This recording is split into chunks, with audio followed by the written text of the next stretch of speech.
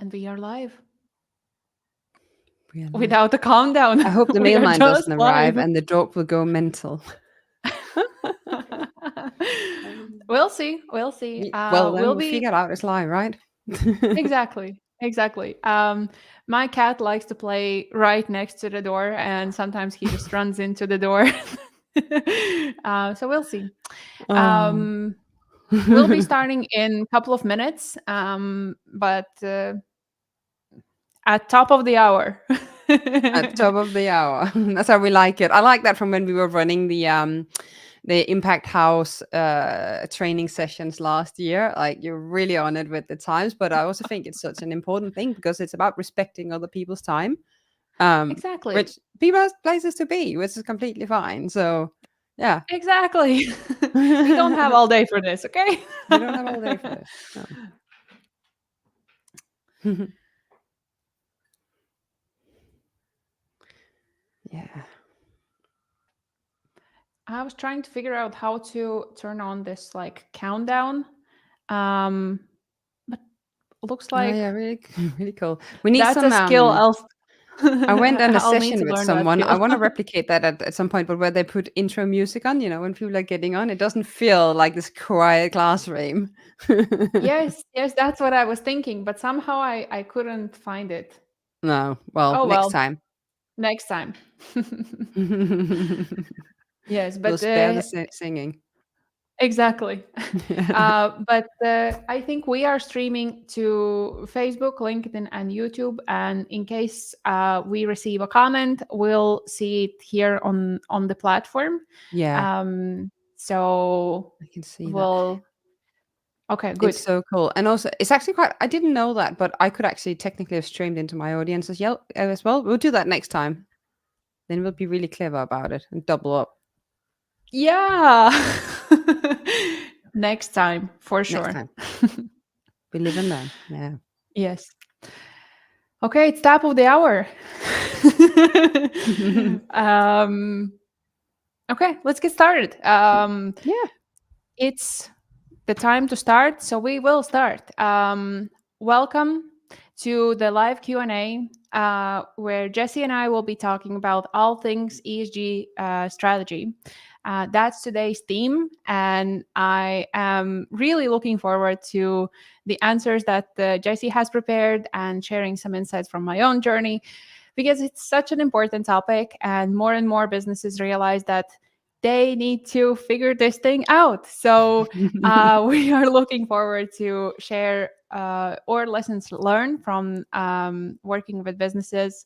Um, I'm based here in Riga, Latvia. Jessie, based in London, UK. So we'll see how the observations might differ also.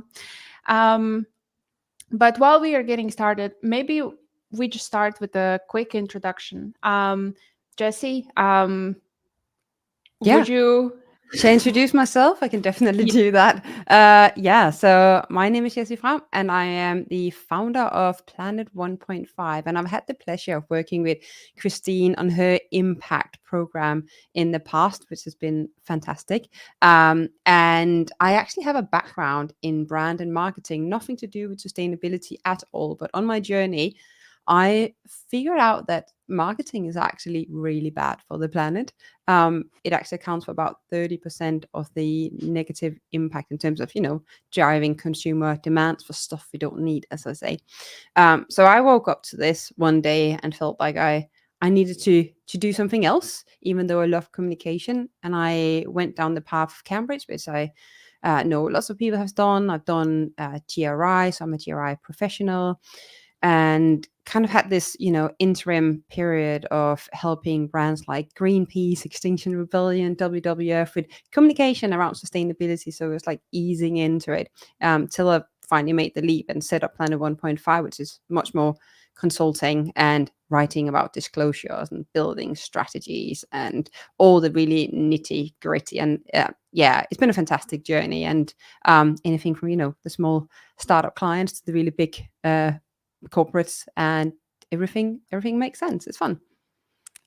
Thank you, Jessie. My pleasure to have you on today here. I've been watching your YouTube videos as well, learning a lot, and I've found them very inspiring. So if you are seeing Jessie for the first time and don't know it yet, check her out on YouTube because she has a wealth of resources on topics that you will also find useful if you have been if you signed up for this webinar, then those topics are also going to be right up your alley. Um, as for me, if you're here, I'm assuming you might have seen me on LinkedIn. My name is Kristine, and I'm the founder of Your Impact House, where I work as sustainability advisor. Um, I started my sustainability journey at a global unicorn company where I was trusted with developing their CSR strategy and implementing it. And after that crazy ride, I started my own consulting company, Impact House, and here I am. And I am really, really glad to see people tuning in. And I really think that these webinars are the Impact House tiny little community. And I really am looking forward to see how that grows and evolves. And that is really happening through actually working and collaborating together. So for everyone who's joining the webinar, I want to share a special invitation and special offer. Yes. So if you are working on ESG strategy and you need to develop it this year, then consider the live training program ESG Strategy Know-How. As Jessie mentioned, she's also a mentor there.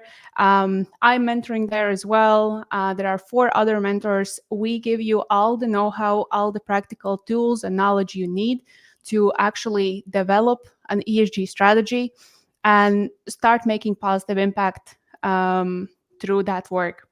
The program starts already on March 5th, so the application deadline is next Tuesday. And for everyone who is here on the webinar, you can just message me on LinkedIn or send me an email, and I'll share a special 20% discount. But we are now going back to today's topic, which is ESG strategy and everything we need to know about that. Jessie, if you're ready, then Yeah, very I'm ready. also ready. Let's get started. I think you had the first question, right? I think you did, but that's okay. So I'll ask it because a really good place to start on these conversations where I find clients in the past have had confusions is around ESG strategy. So maybe you can start out by defining what it is. What is an ESG strategy?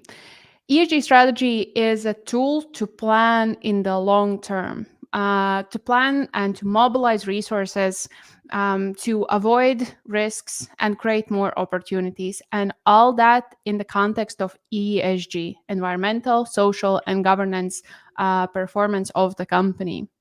For smaller businesses, ESG looks quite different from larger businesses, obviously. For smaller businesses, ESG strategy is going to be more of an internal document that explains why we are investing our energy or resources in these specific areas, what is our plan, who's responsible, what are the KPIs. And for larger businesses, it's already a different kind of a conversation. More and more large businesses are now preparing for reporting with CSRD, and that means that ESG strategy is also going to be the basis of the ESG report and all the related ESG communication. I hope I answered the question.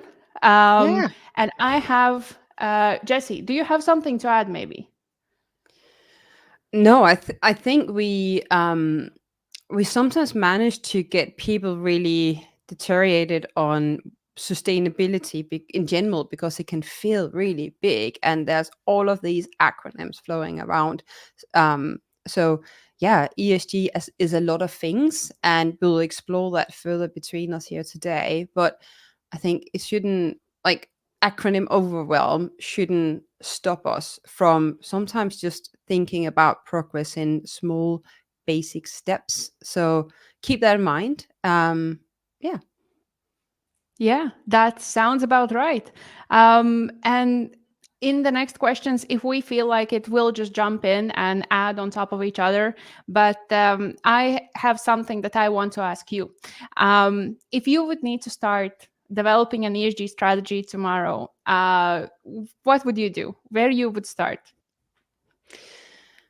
So you might think that it will start with some big fancy process, but really every time we work with a new client, it's about walking into that room, whether it's physically or virtual, and sitting down with people and understanding where they are today as people and where the business are today. Because just like people, every business is unique. So to lay that first brick in the road, we really need to understand where they are today. Because if we don't know where they are today, it's impossible to understand where we're going.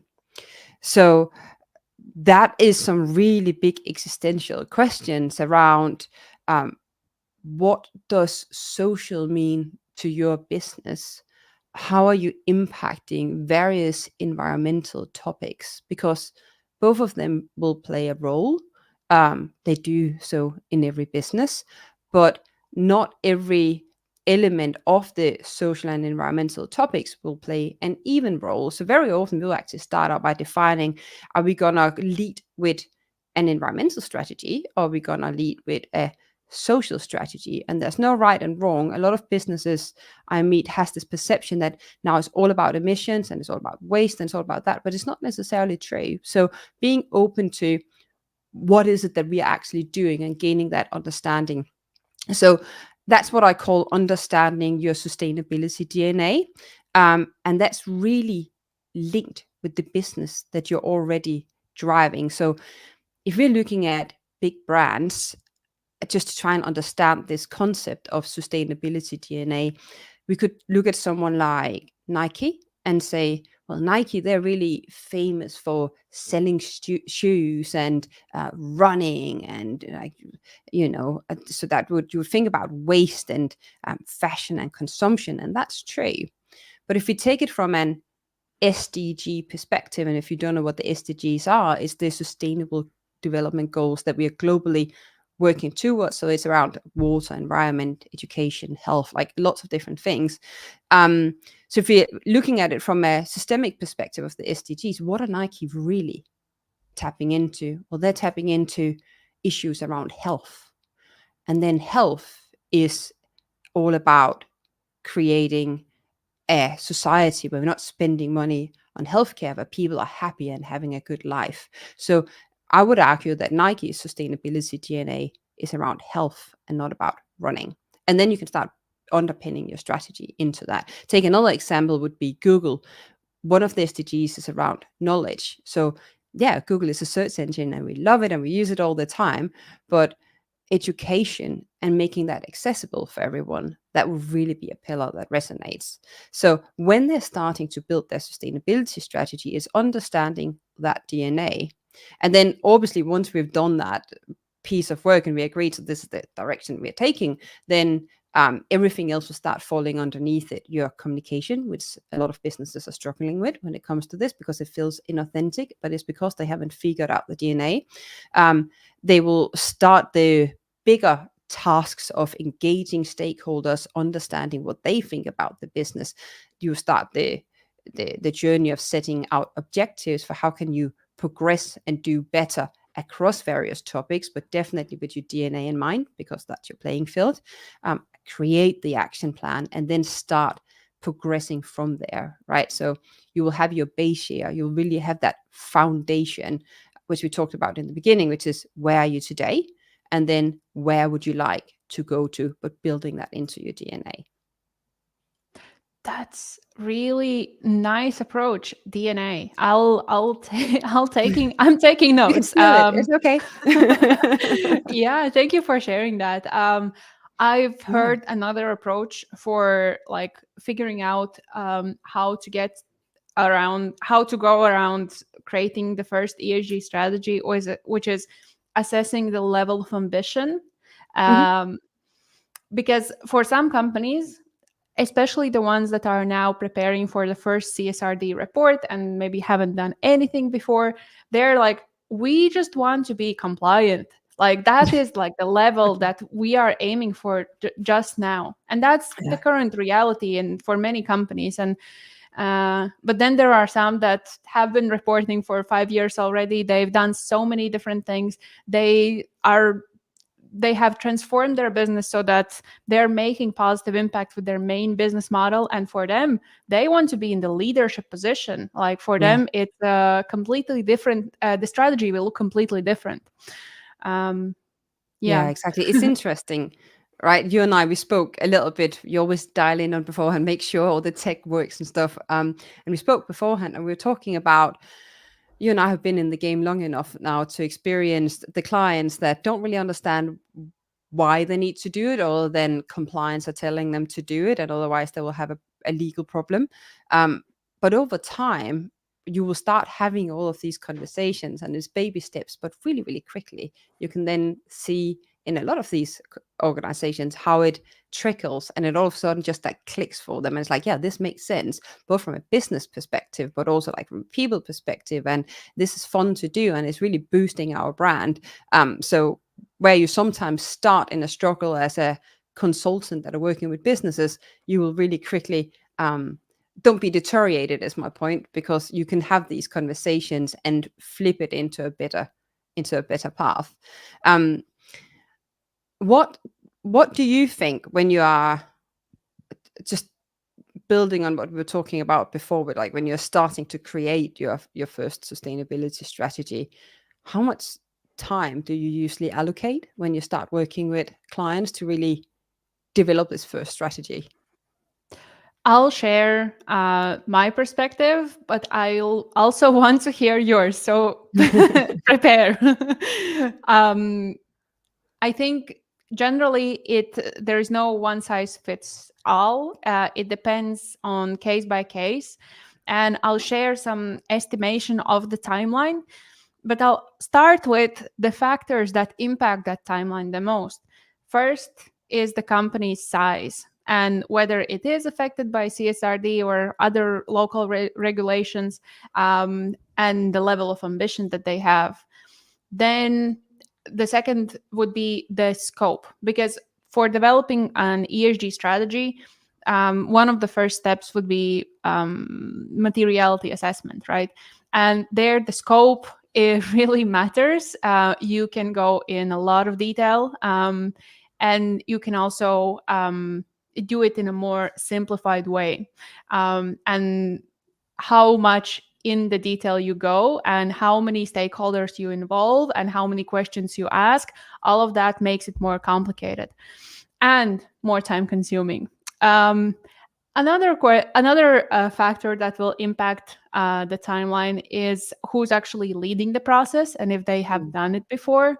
And also, how collaborative is the leadership team of the company, regardless of whether the strategy is developed in-house or that's a consultant. There will be moments when you need all hands on board. You'll need to talk to people in the board, people who have been in the company for many, many years. So you'll need their availability and capacity to have these conversations. So the general timeline I would give is 3 to 9 months. That would be the general kind of scope. The 3 months would be realistic for a very small company that is not too ambitious. And 9 months would be in the case when it's a large business already. Maybe they're reworking their previous strategy or updating the previous one. And maybe there is some factors that make the whole process more complicated. The good rule of thumb would be that this project should be completed in 6 months. Um, Jessie? Yeah, I agree. I think you're touching on Yeah? a lot of important points. I like to be provocative sometimes. You know me well enough for that to say it's never finished. Um, Yes. so, but if you're looking at it in also reporting cycles, which is you got to publish that one thing every year, then 3 to 6 months. I always say to new clients, like, where can I find your chief of finance, because I want to befriend him and take him out for coffee, because you're really really dependent on data coming from him.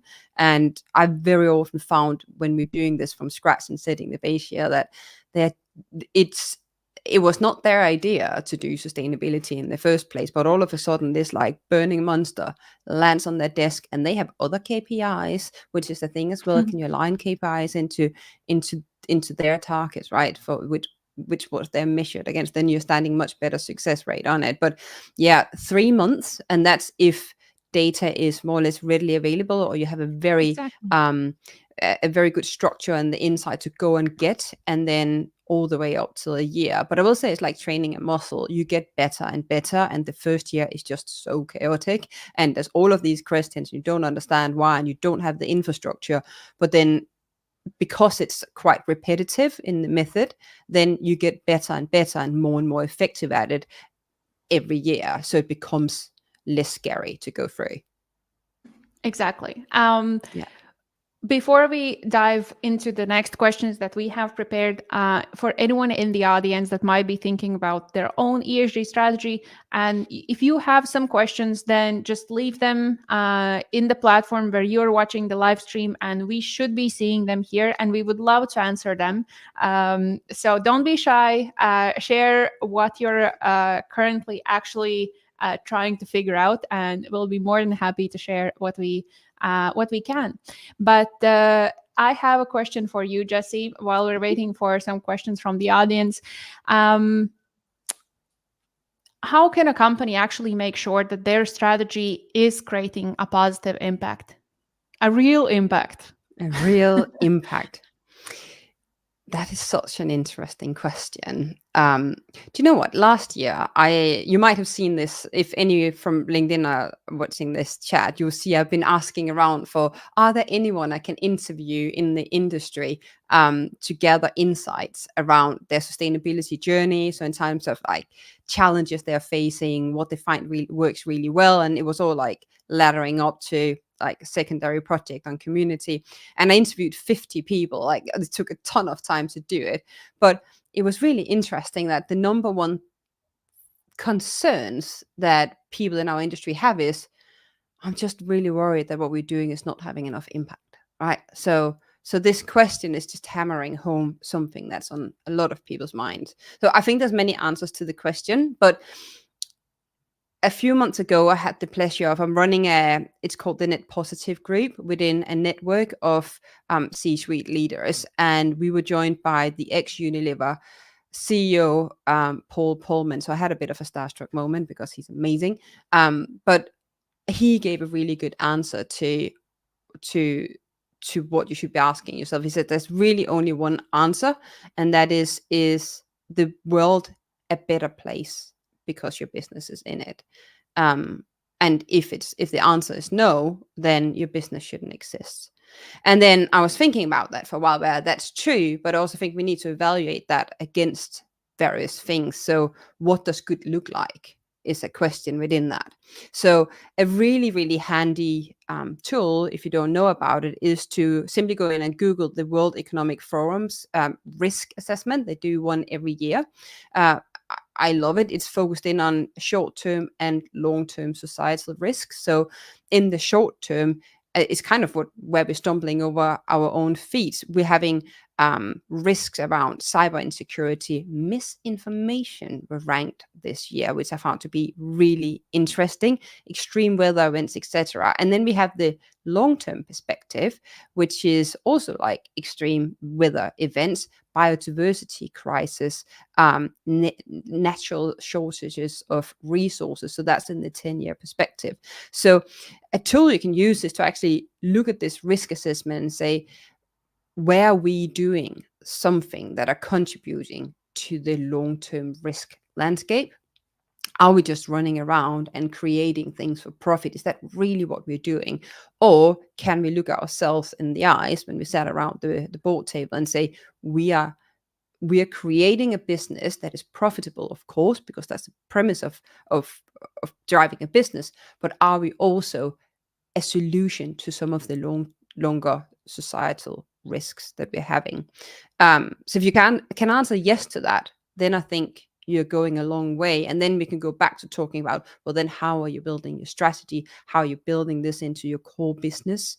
Are you having a long-term commitment to this? And that's also why it's so important to focus on the long-term risks rather than the short-term risks, because when we're talking about building profitability into businesses, around sustainability, you will need to have that long-term view. Does that answer it?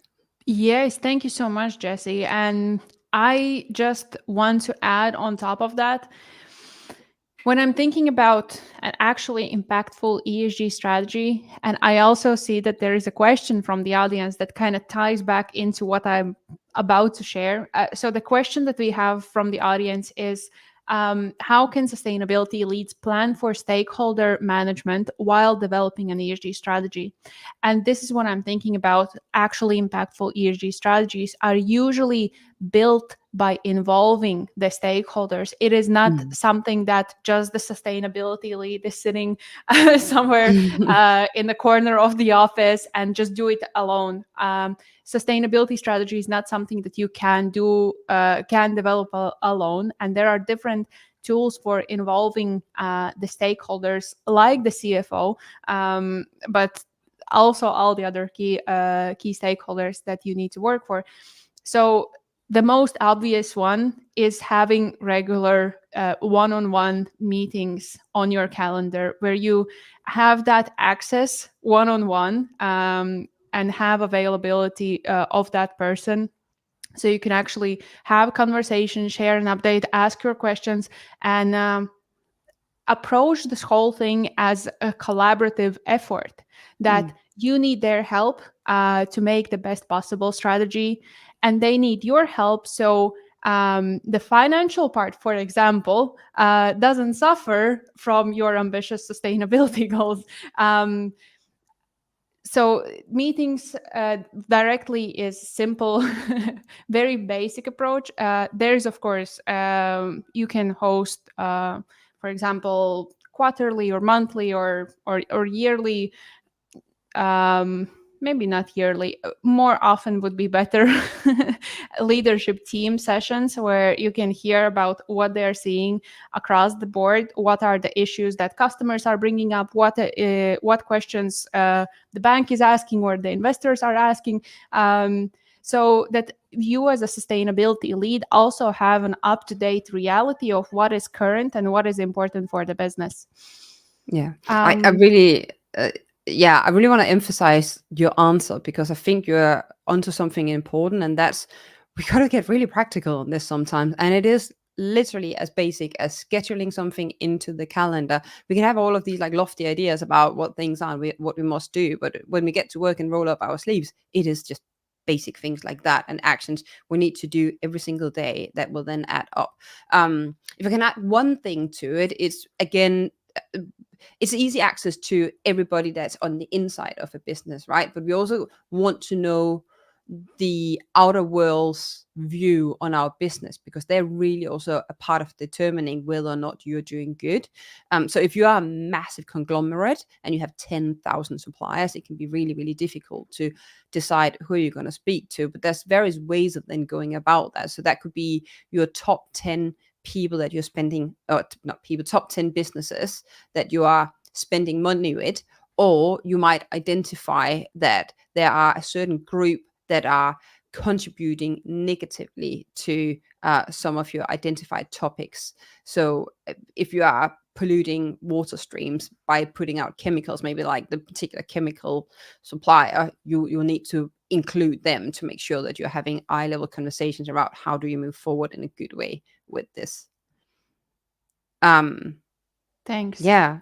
So when we are starting out on the journey for the first time, I think it feels a bit like taking a massive leap or jumping. But do you have any experience in when is a really good time to actually go ahead and just start this journey?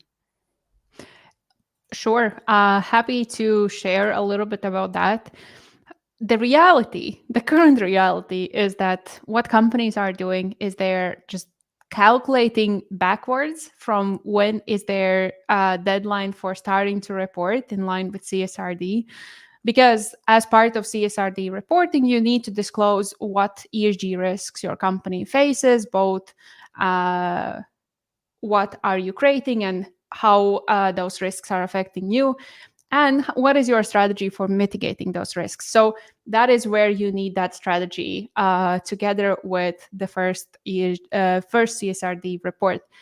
But then when we look at the perfect world, of course, what I would like to see is that companies use the opportunity to work on ESG strategy when they have the resources to think long term. For example, the business is ready to invest in developing new products or services, opening new offices or facilities. When the business has fundraised and is leveling up the whole set of operations, the idea is that that is the right time, because ESG strategy is all about thinking long term. I think that's where I'm at with this question. Jessie, if you have something to add, then go ahead. If no, then we can look at the next questions. Yeah, I think we can move on. I think you covered it pretty nicely. I don't think there's ever like the perfect time. It's just a matter of jumping. Yeah, just do it. Just do it. Okay, then I would like to hear from you, Jessie. What are the top 5 things that any ESG strategy must include? That's a good question. Let's get really specific on it. So we need some clear goals. Without knowing where we're going, then how on earth are we going to make sure that we are having progress? So we will do, you mentioned the double materiality assessment. So you'll need to undergo that. You'll need to speak to all of your stakeholders. You need to understand what impact looks like from the inside. You've understood your sustainability DNA, and then you're setting some goals. But then you can do yourself your favor when you're setting the goals and make them into SMART goals. So when we talk about SMART goals, if you don't know them, that's about making it specific. So what is it? Make it measurable. Make sure it's achievable. Well, technically, SMART goals says it has to be achievable. I like to have a couple of shots, which is what we call the moonshot goals, where you're really challenging yourself. So maybe a mix of moonshot goals and achievable goals. Make it relevant. So back to we have the SDG menu of things you can do, but actually what matters, where is it relevant to your business, where you have an area of influence, and then make it time bound. And even if you're not achieving it within that time frame you set, at least you have something to work towards, and then you can tweak it and you set a new time up for yourself, but you will just have to go through that process. So clear goals is the first one. The materiality assessment, I think it's really important will be the second one. I think it's really important to not just talk amongst your own, but talk to people around you and just gather facts, data, insights. And even though you can't do everything in the first round when you're doing ESG strategy, because it becomes really broad, at least you start getting some clarity about a direction for where you will go in the future as well. So that get me to number 3, which is also having an overlap, but build governance around your efforts. So you might have set your goals, you engage with your stakeholders, but you now need to know how you're going to make sure that you're actually mitigating risks. Who's responsible for all of these things? What happens when something goes wrong? What's the way you're communicating all the way up to the top if you're in a larger organization? So a governance structure is an absolute must-have. And that aligns again with stakeholder engagement. So how are you engaging your stakeholders in this process? How are you taking feedback? So not only are you doing the double materiality assessment, but you're also as you're on the journey, having a system where you can get feedback from stakeholders of things that are going wrong or things that are going really well, because that's important too. And then last but not least, we just need to have a performance metric.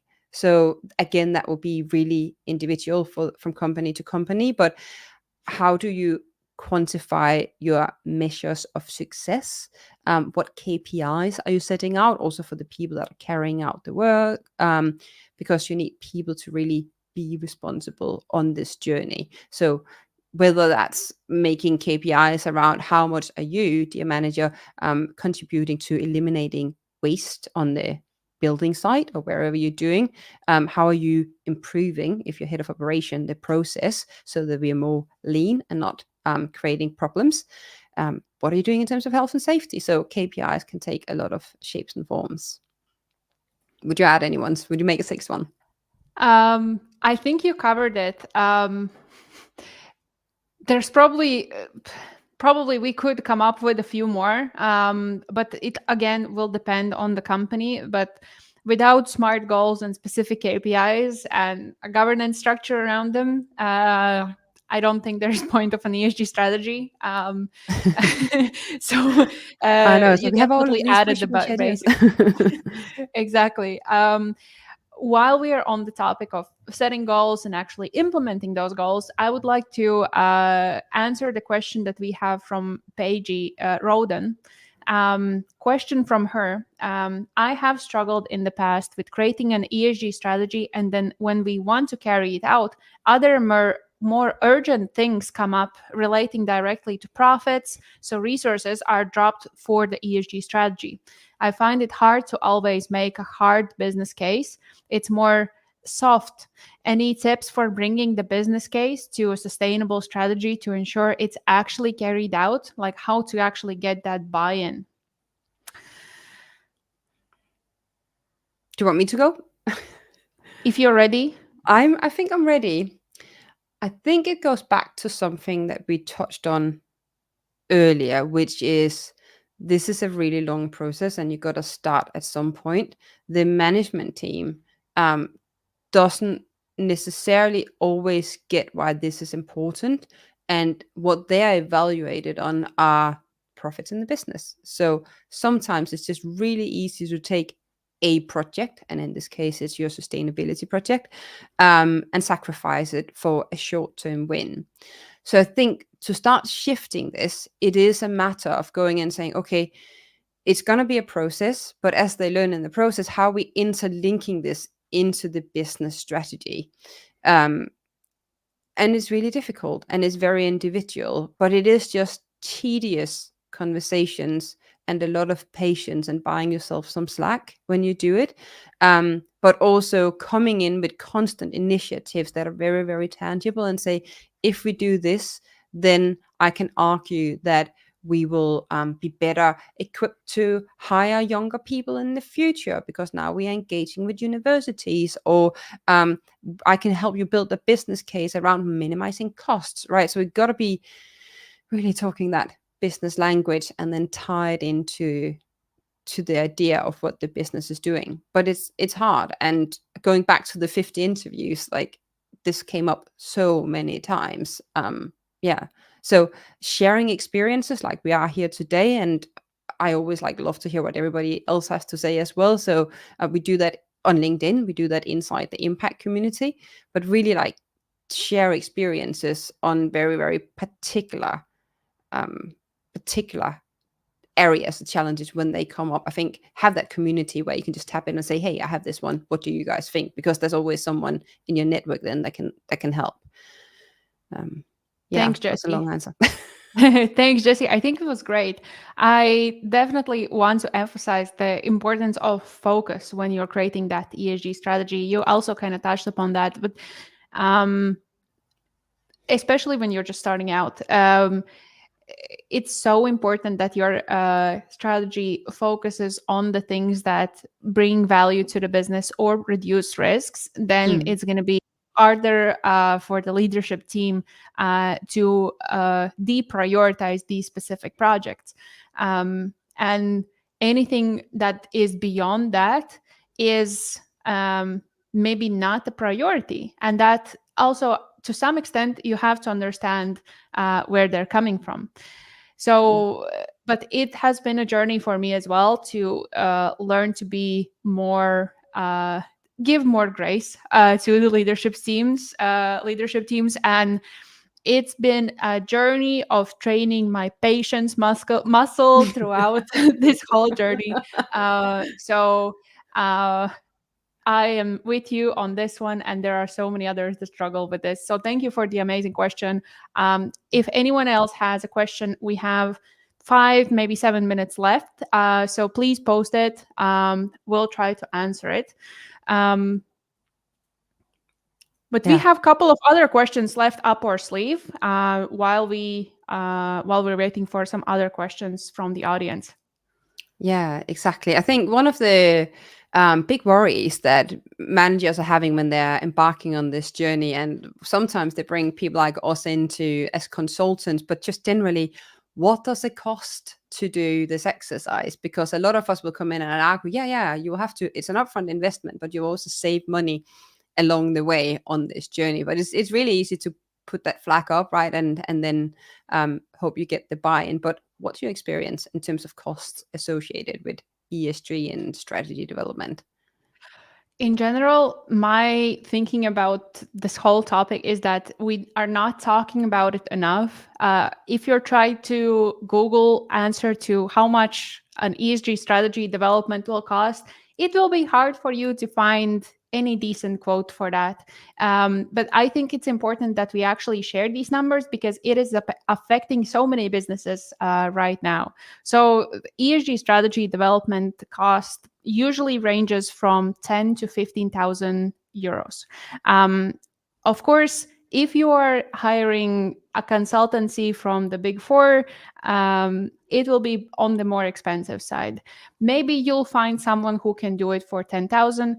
Then again, it is like the very cheapest one. And like you would do with renovations, if you're going for the cheapest option, you might need to redo some parts of the work later on. On top of that, when you have your ESG strategy developed, you might also need to develop a report because that's possibly one of the motivations why you're even starting out with the strategy, right? And then again, question of the price comes up. Some can deliver this service as low as 5,000 euros, but that's basically copywriting without any much thought on the actual ESG aspects. But it is normally 20,000 euro project and up. If you are working towards compliance with CSRD, probably a little bit more expensive than that. So obviously, more and more businesses are starting to add the numbers and then start to realize that maybe it's better to hire someone in-house, not work with consultants on this, because it is going to be a big cost and ongoing project that it will take some time. And then they face the reality that there are actually not that many people who have experience with the subject. And that is the current reality in the market. And that is the reason why I've developed the ESG strategy know-how live training program. I'm just going to pull up the slide once more because I see there are more people live here now. But essentially, the ESG strategy know-how program is a cost-effective way how you can develop an ESG strategy yourself, not paying 50,000 euros for expensive consultancy, and use that money to actually invest in those initiatives and create more positive impact sooner. So the next program takes place from March 5th till April 11th. The application deadline is next Tuesday, February 27. And if you are here and if you're listening to this, I'm offering 20% off the current price, as everyone who's here is the Impact House community, and I'm really glad to see you, and I hope to see you around. I hope to work with you, and if you're interested in getting some extra support with ESG strategy development for you, then just reach out to me on LinkedIn or ping me on email. That's done. Really good, really good. I'd like to add something to it actually, in terms of what does it cost. So I think, well, first of all, when we're talking about cost for this, how long is a piece of string, right? So it depends on how wide is your scope going, and how much are you asking someone to do for you. Either parts of the, if you talk double materiality assessment or LCA that you can do yourself, like how ready are you, and what's the size and complexity of your business. So I'll say, like, I've also sent project quotes way over 500,000, right? So like anything from the teeny weeny whiny to the like really really big ones. So yeah, how long is a piece of string? But what a business really gonna ask themselves is, what's the cost of not doing this? Like, Ooh. we are starting. I remember we got a client, and won't mention who it was, but I was sat in front of him and said, in my little sales pitch, I said, well, we also know that in the future, the younger generation, they don't want to work for businesses that are not seemed or perceived to do the right thing, or proving they're doing the right thing. Um, and then I went on, and then he came back and he stopped me. He said, I just want to like dwell on that point. We are in the last 3 years getting so many questions that we didn't get in the past around, what are you doing for the planet and for the people. And he really acknowledged that if we're not doing something about this, we will be shrinking our talent pool. So all of a sudden, we will not have the best knowledge in our business. That's a problem. Um, if you're having someone running around on the inside trying to fix everything on their own, but really they're not managing to do the progress that you need, or they're not knowledgeable enough, or you're not giving them the support they need so they can get to be knowledgeable enough, then you'll eventually pay a price across various parameters. So what is it costing you to hire the wrong people? What is it costing you to not get the right process in place? What is it costing you when the legal man come and say, well, you're not compliant, you're actually not doing what you should? That's a cost. And then you can allocate that into actually spending money in the right way. Great points. And thank you, Jessie, for expanding on that a little bit.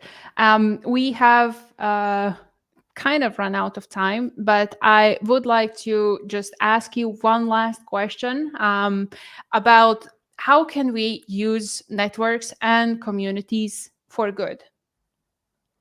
Yeah, that's a good question. As I said, I interviewed 50 people um, last year around what they saw as a greater need in their journey as sustainability managers on all levels. Like, some were just starting out, some were really really senior, and one thing that kept coming up were community.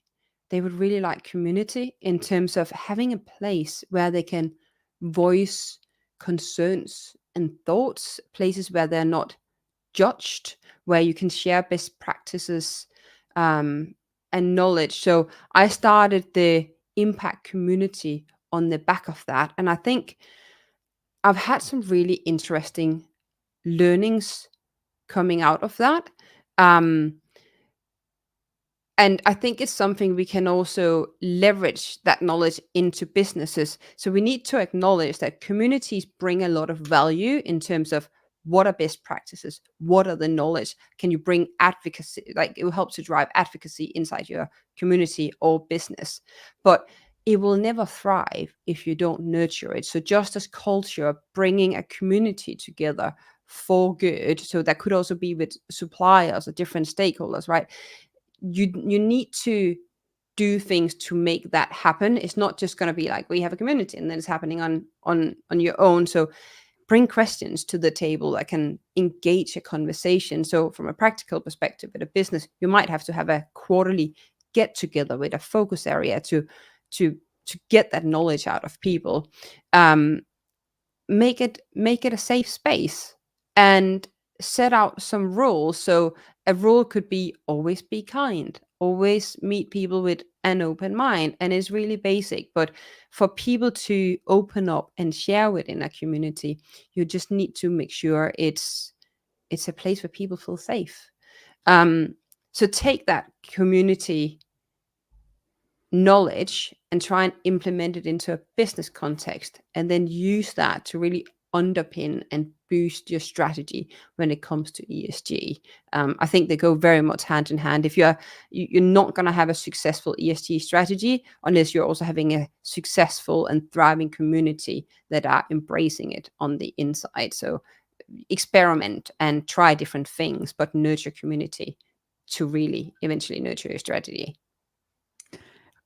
Thank you, Jessie. And I think as we are on the topic of communities, there's also something I have to mention. Jessie is also building her own impact community. If you haven't yet, check out her LinkedIn profile. You'll find more information there. I'm also part of that small yet fast, quickly growing community impact makers and people who work in the field and who are ready to support each other on that journey. So Jessie, I'm really excited to see where you take it, and I invite more people to check it out and see if it's helpful for them as well. Yeah, appreciate that. It's really good. I'm really looking forward to next Tuesday, actually. We'll have our very first, it's only been going for 3 weeks now. We'll have our very first get together accountability session where there's lots of surprises and insights coming to it, but it's going to be all about the people that are on the call and their journey, and nothing else. It's going to be really good. Excited. But now is the time that we wrap up today's live Q&A about ESG strategy. Thank you everyone for tuning in and sharing your questions. I look forward to seeing you on the next live session, either webinar or Q&A. And thank you, Jessie. This was so insightful. I made some notes as well, and I look forward to working with you also on the ESG strategy know-how program. Amazing. That's a wrap. Thank you. Have a fantastic day. All right.